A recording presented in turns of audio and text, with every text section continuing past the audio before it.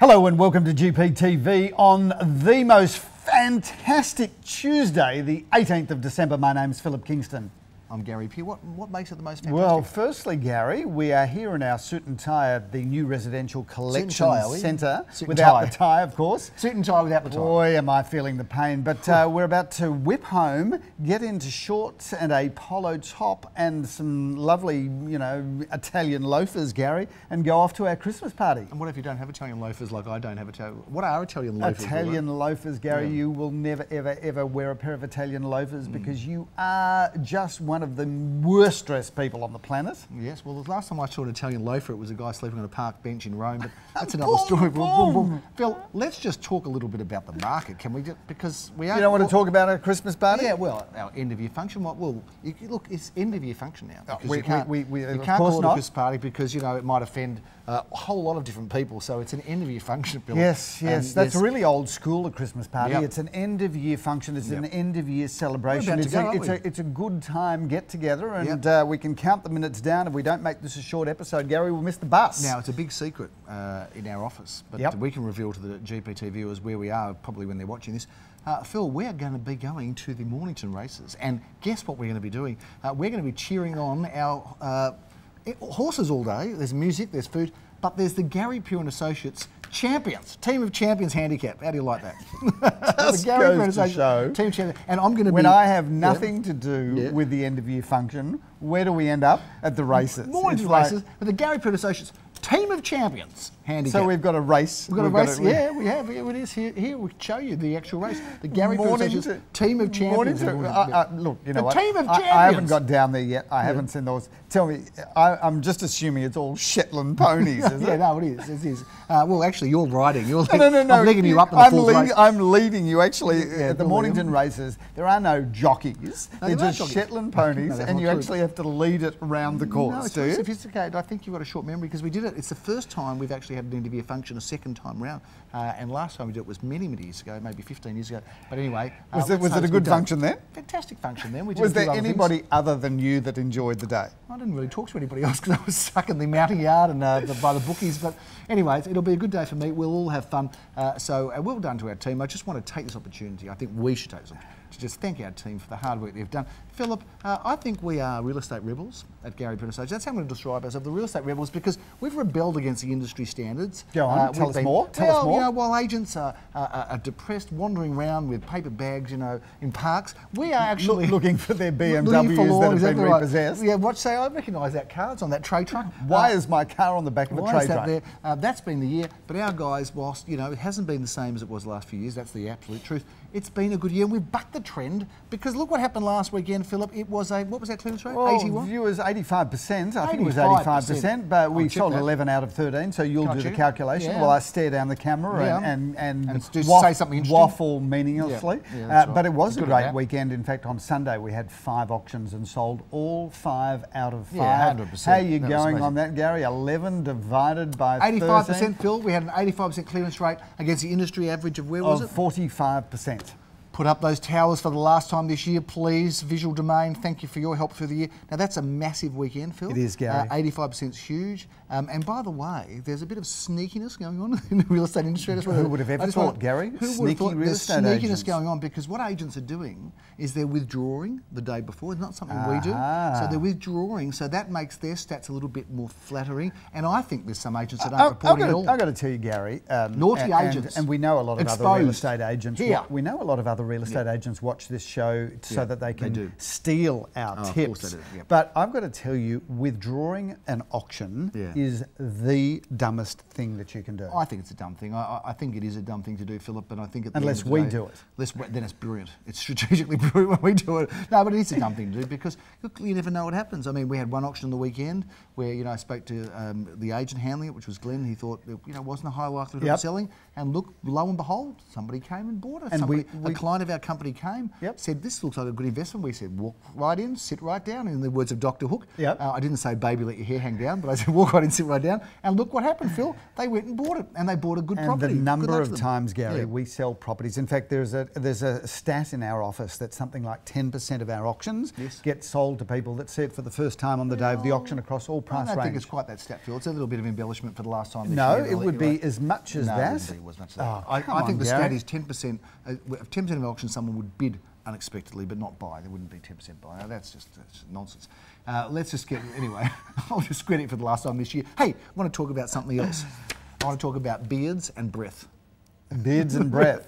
Okay. Now, I'll let's happily just have this discussion. Because you know, we don't have any bearded agents in our office. It's a fact. No, and it's you, true. And I don't know whether this is going to open up a whole political, you know, storm, Phil. It could be a hornet's nest. But, you know, if someone comes in unshaven, they have felt the wrath of you, and with my support, saying, hey, young Daniel Peer or whoever it's been, you say, oh, home you go, that way, because we don't like unshaven agents. Now, some people out there, the viewers might think that's very oppressive. We're oppressing people's style, their you know, the way that they are, how they'd like to present themselves, yet we don't have any bearded, no moustached agents either. No. And we don't have any people that aren't clean shaven, yet, you know, there's all these hipsters running around. There are. Got little, so talks about, well, first we'll talk about beards. I've got to tell you, firstly Gary, there is an argument that we should employ people with beards or allow it. And I think the jury's out on that one. Because we're talking about sales agents, by the way, aren't we? Because there are other people with beards. Because quite frankly, in 2019, if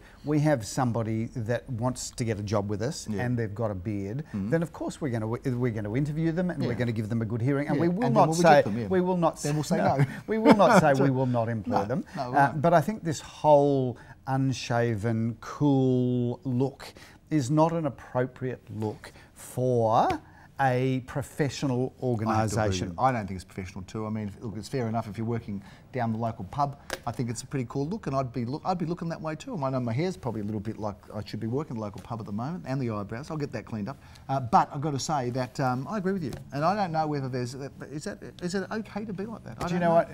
I think it's probably on the border of being old-fashioned. It could be. But I think at the end of the day, we are an organisation that prides itself on our professionalism. And I think appearance, people do judge people on appearance. Now, I've got to tell you that there will be some consumers out there that go, hey, how cool are you? You've got a 4-day growth, you look great. But ultimately, on balance, given the fact that we are working with clients, really probably most of our sales would be from people in their mid-20s right through until their early 80s. So on balance, we've got to present a face, if you like. Traditional, but professional. Well, I think would that be a right I just don't think that one needs to be unshaven to be contemporary. So what we're trying to do is at least have our team always look professional. And I think that the problem that we have is that if you say, okay, unshaven's fine, then there's going to be some people that will carry it off brilliantly, and then there will some people that will just look shoddy. Yes, they will. So I don't know. What about if you shave half your face? I think it's an interesting issue, and there are always some people that always look fantastic because they dress brilliantly and they can pull off the 4 or the 5 day growth look. But the trouble is it's a slippery slope, isn't it? It's easier for us to just say you've got to be either have a contemporary looking beard or you've got to be unshaven and nothing in between. So here we are, we're episode 360 or something like that. I reckon in another 2 years we might have a different view on this. We might rewind back and say, do you remember in December 2018 when I was funny, when we were funny duds, and we'll both be sitting here with beards and moustaches and funny hats? We'll have a whole different opinion. So I don't think I've got a problem with I haven't got a problem with a beard. I haven't got a problem with a beard. What about this? Because I think a beard, if you're going to have a beard and you shape your beard and that's your look, I have no problem with that. It's just the whole unshaven. What is in the middle? What is the what is the standard? Where do you take it? I know that when I go on holiday at the end of the year, I get to about day 6 or 7. And I like that look, but then day 9 or 10 doesn't look so great. Doesn't look so great, and I've got a bit of a grey beard. Doesn't look good. It's like my son Jacob. He's got a perpetual How about beard. that? And I just for the record, I can say great. no, he doesn't. He does. He's a good-looking guy. He is a good-looking guy, and I think that when he's got his beard at day 4 or 5, I love it. But he wears it at day 8 through 15, and it doesn't look so great.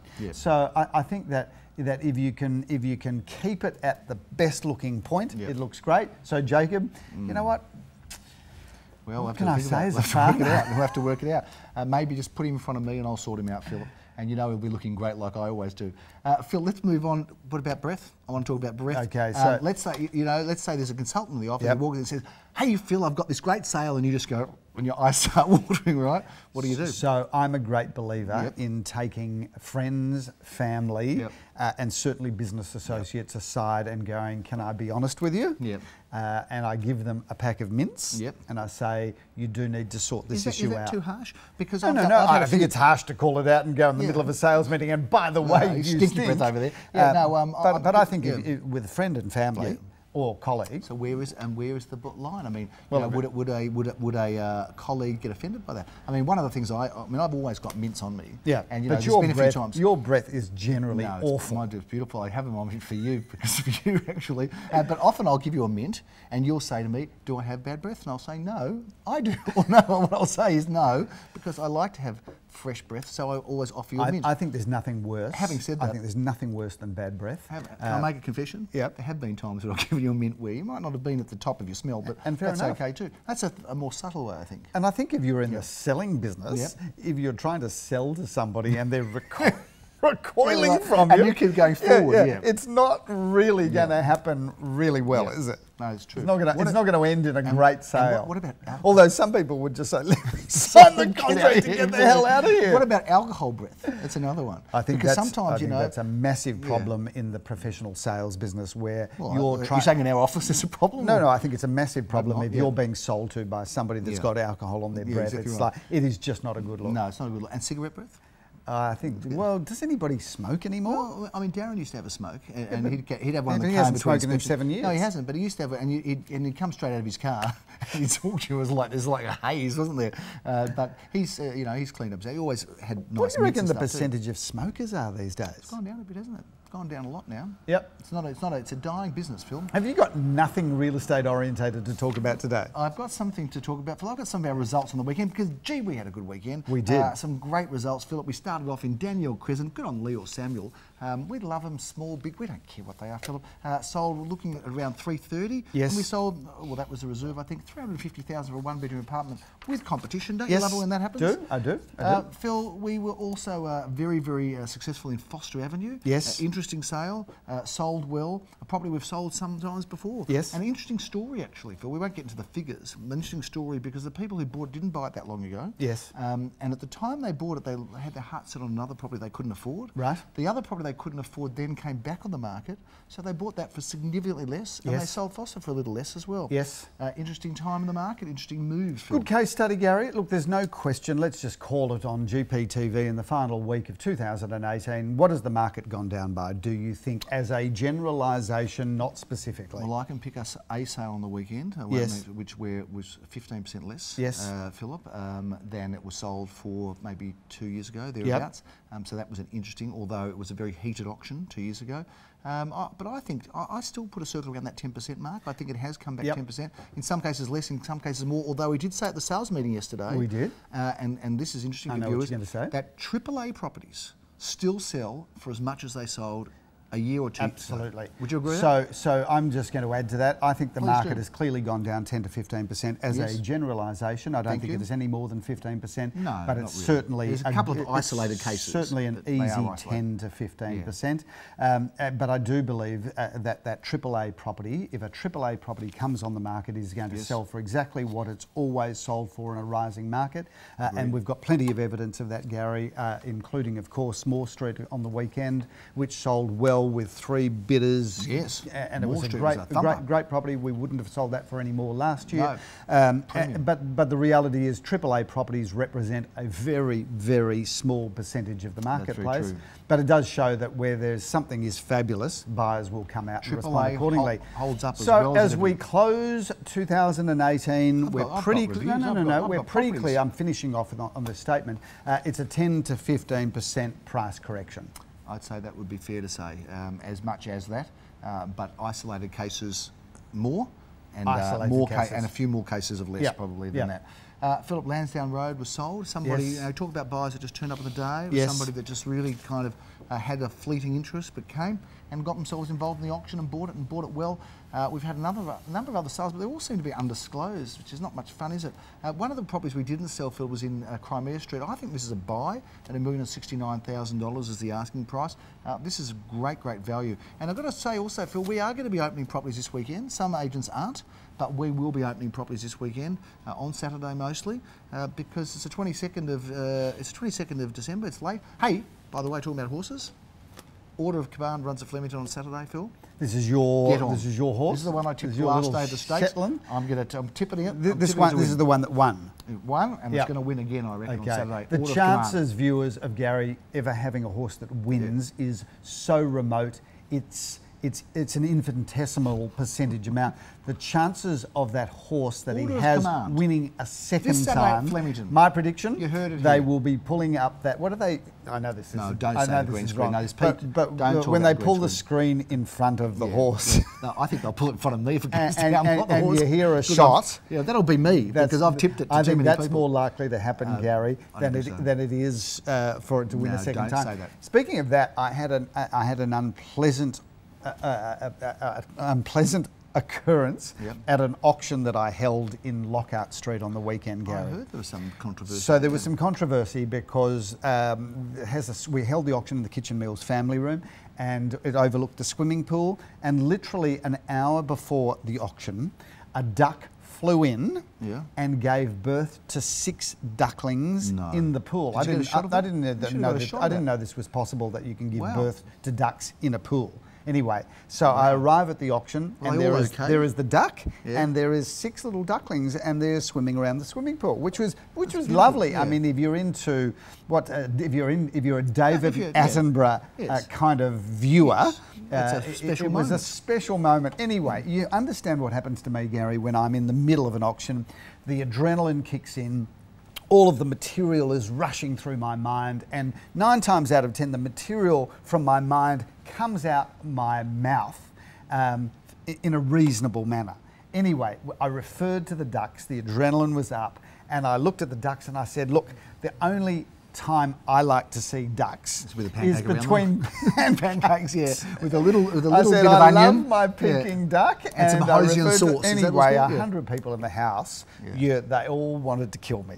It was a horrible moment, and I'd like to just, on GPTV, publicly apologise to all of the people at the Lockhart Street auction, and particularly to the young kids that were in the crowd that are now traumatised. Yeah. All their parents are reading them happy duck books. Ever since Sunday, they've got happy duck books they're reading, and that a horrible man will forever be anyway, just viewers, just for the record, if I'm going to have my last meal, it's going to be the Peking duck at the Flower Drum. As far as I'm concerned, ducks were put on this planet to be put between pancakes with plum sauce. Plum sauce. I guess that's the end of all of those vegetarian viewers that watch the show. I've alienated yet more people. Numbers going down even further. That's what we needed. So let's review 2018, Phil. There's so much to talk about, but it was a big year. We opened this already going on, Gary. Let's just cut it short. Let's make the last episode short.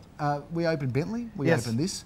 It was a year where prices came down. It was a year where what else happened this year? I can't remember. There's too much going on. But we've got a big year coming ahead. We've got a new recruit. We've got a very good star new recruit, which is exciting. Lots of things happening. In expanding the business, Philip, buying businesses perhaps. There's lots going on. 2019, viewers, I think is going to be another breakout year for Gary Peer and Associates. We are incredibly excited. We now have 6 offices. We've got a staff, a team.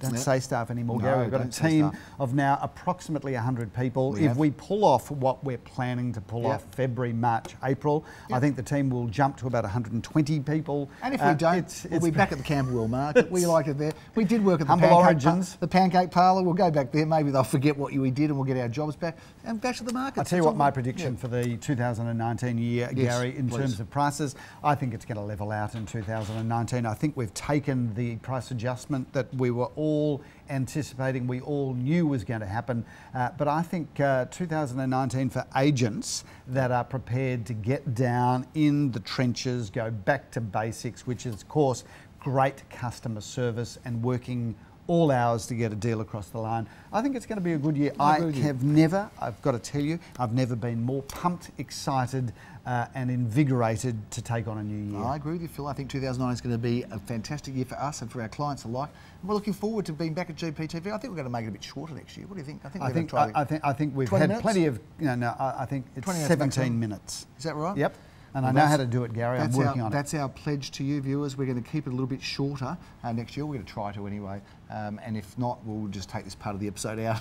I've worked out. In fact, I've had some focus group feedback, Gary, as to how we get it down from 30 minutes to 17 minutes. Yeah. And the general focus feedback was the best way to cut it down was for you to only talk when I ask you a question. Oh, is that right? So basically I'll remain silent. No. I will cut to you. I'll ask you a question, but it's going to be a question with a yes or no answer. So very diplomatic of you. I'm so glad you're so inclusive. I can't wait for it.